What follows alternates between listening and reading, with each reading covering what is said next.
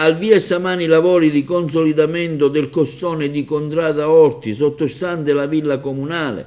Un finanziamento importante è la 20ª posa della prima pietra nel comune del Gattopardo, a Palma di Montechiaro, alle pendici proprio del Palazzo Ducale.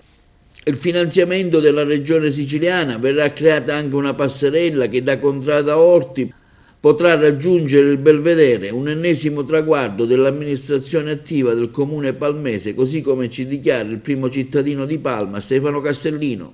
L'ennesima posa della prima pietra a Palma di Montechiaro. Anche oggi abbiamo il piacere, l'orgoglio e l'onore di inaugurare l'ennesimo cantiere. Qui si tratta del consolidamento di Contrada Orti. Siamo alle pendici della villa comunale, del Palazzo Ducale, della meravigliosa piazza della Chiesa Madre. Verrà consolidato il costone grazie a un finanziamento della regione siciliana assessorato territorio e ambiente.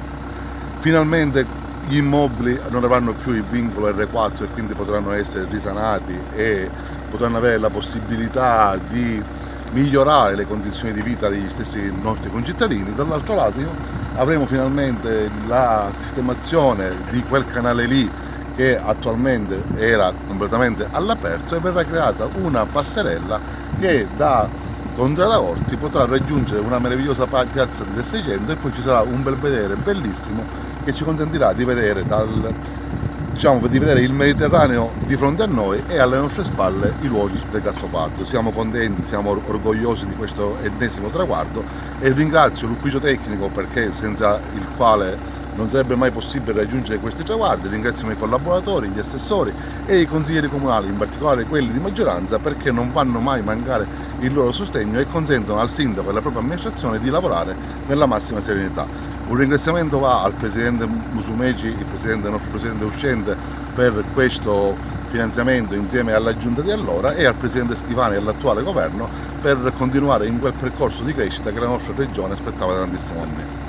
Questo finanziamento è di circa 2 milioni di euro e speriamo nel giro di 6 mesi di avere conclusi i lavori, compatibilmente con quelli che potranno essere gli imprevisti, stante la difficoltà stessa del cantiere e delle opere che, come vedrete, sono in luoghi di difficile accesso.